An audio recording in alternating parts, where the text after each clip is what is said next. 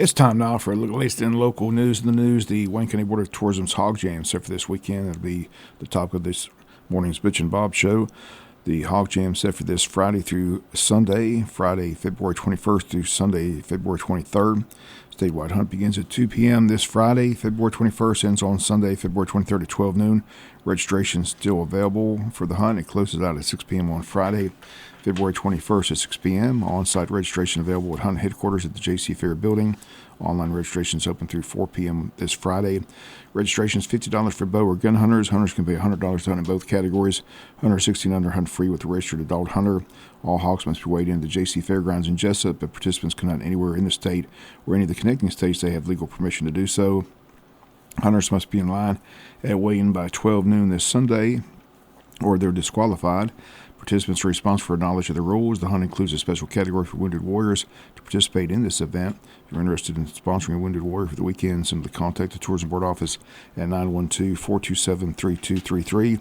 Registration and rules available online through active.com. Or registration forms can be printed from the Tourism Board website, waynetourism.com. Wayne County Tourism Board's Hog Jam, again, set for this weekend, February 21st through the 23rd. Headquarters at the J.C. Fair building. In Atlanta, a big win Wednesday at the state capitol for Georgia's shrimping industry as the Georgia House of Representatives passed a new bill involving seafood in restaurants. Legislature requires restaurants to let people know what country their seafood comes from. Savannah State Representative Jesse Petraea says he wants consumers to know what they're eating, and so when you go into a restaurant and you are feeding your family and your children, that shrimp is imported. I want to know that it is. I believe that's right and just. Lawmakers say this will help support local shrimpers amid an influx of shrimp imports. State Representative Buddy Deloach says there's no shortage of shrimp on the Georgia coast, but when you flood the market with imports, the price drops so low they have to stop. If they don't get them back pretty soon, they'll be gone forever. The bipartisan bill passed by a vote of 165 to 7. That bill now heads to the state Senate. Georgia lawmakers also considering a bill that would get rid of school speed zone cameras. The bill would roll back a 2018 law that allows speed cameras in school zones to track vehicle speeds, photograph license plates, and issue citations. Lawmakers say sometimes these cameras are flawed, issuing tickets outside of school hours or to vehicle owners who are not even driving at the time. They also claim the system has become more about generating revenue rather than ensuring safety, as it brings in millions of dollars each year. Critics of the bill argue the cameras serve as a deterrent, and getting rid of them would put children at greater risk. If passed, the bill would ban the use of speed cameras in school zones.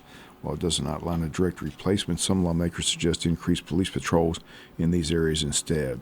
Republican Darrell Washburn introduced the bill, saying the current system is wrong, abusive, and it needs to be stopped. He says he has 6 grandchildren, and he says child safety is important to all of us. But he says in many cases there are no kids walking to school where these cameras are being operated. The bill has more than 100 co-sponsors and needs 91 votes to pass in the House. Again, we'll be checking in next week with our representatives, and they'll get updates on these bills being presented in the legislature. We'll be back with more news after this word from our sponsor, the commercial messages, so please stay tuned.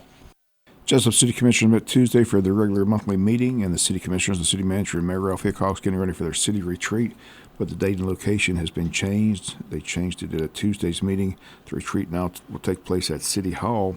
The dates will be Friday and Saturday, March 28th and 29th. City says they have several items on their agenda. We'll be discussing budget and meeting with department heads. All that taking place at City Hall on Friday and Saturday, March 28th and 29th. On the agenda on Tuesday, fire station renovations for Station 1 and new construction for Station 2. Building Inspector Don Harrod and the Fire Chief Josh Huffman on hand for the discussions.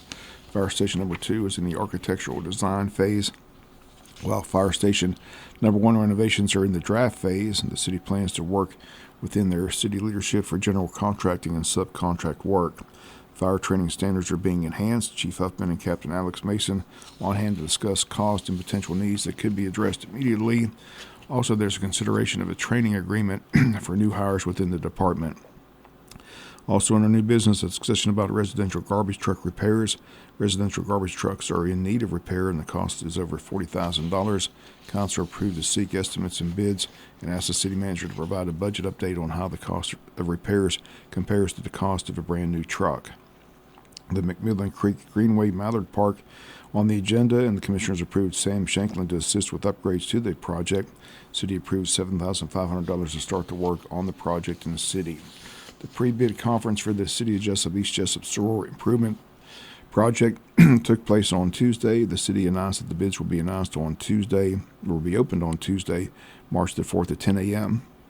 They state the information will be available on the City of Jesup's website and the Georgia procurement site.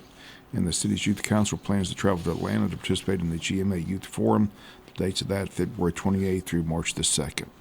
Let's look at your Tuesday City Council meeting. We'll come back with some final news notes after this word from our sponsor of the commercial messages, so please stay tuned. Final notes in news. Oak Queen Baptist Church is proud to host world-renowned archaeologist Dr. Scott Stripling on Sunday, March 16th. Dr. Stripling is the director of Archaeology Institute at the Bible Seminary in Katy, Texas. He's been on a guest of numerous television programs and documentaries such as Fox News, The 700 Club, New York Times, History Channel, and Discovery Channel. He's currently overseeing the archaeological dig at Shiloh, Israel. The March 16th morning service at Oak Queen Baptist Church begins at 10:15, and everyone is invited to attend. Again, the date Sunday, March 16th. Finally, in the news, City of Jesup at their Tuesday meeting still seeking answers to what was the cause and death and what caused the fire that occurred back on January 6th at 204 North Palm Street, and why did it take until January 24th to discover a deceased body inside the burnt structure. State Fire Marshal's Office says the cause of the fire is still under investigation. GBI Crime Lab says toxicology reports could take close to 6 weeks to get the results back. Results of the autopsy have not been released. 48-year-old Mark Hampton Osborne in Jesup is the person who was found inside the building.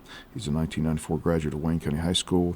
Reinhardt Sons Funeral Home in charge of the arrangements. The family is holding a private service.